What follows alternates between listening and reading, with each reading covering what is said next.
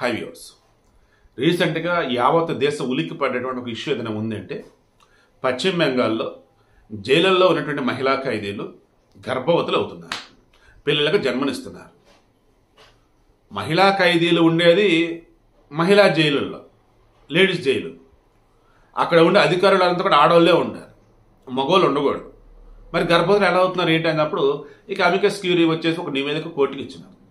ఏంటదంటే, sir కొంతమంది ఆడవాళ్ళు జైలుకు వచ్చేటప్పుడే గర్భంతో వస్తున్నారు, అంటే ఆల్రెడీ ఇళ్ళ దగ్గర గర్భం దాల్చారు, కేసులు ఇరుక్కున్నారు, జైలుకు వస్తున్నారు.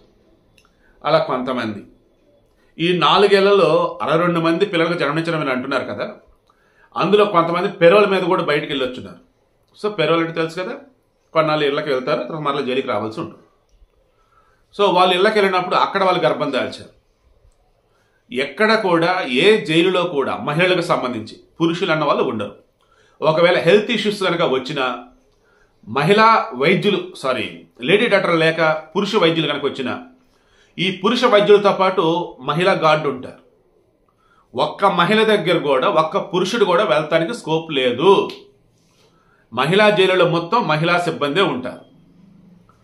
ఒకవేళ మహిళలకు స్పెషల్ జైలు అనుకున్నప్పుడు పురుషులకి ఆడవారికి ఒకే జైలు అనుకున్నప్పుడు స్పెషల్ బ్యారెక్స్ ఉంటాయి ఆడవారికి, వాళ్ళ బ్యారెక్స్లోకి మరలా ఎవరు వెళ్ళడానికి ఉండదు అని చెప్పేసి వాళ్ళు చెప్తా ఉన్నారు. బట్ నిజమేంటనేది మీరు చెప్పండి.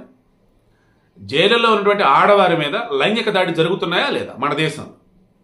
కింద కామెంట్లో తెలియచేయండి. వీళ్ళు చెప్పడం అయితే ఎక్కడ కూడా ఏ మహిళకు కూడా జైలులో గర్భం దాచినట్టుగా ఆధారాలు లేవు.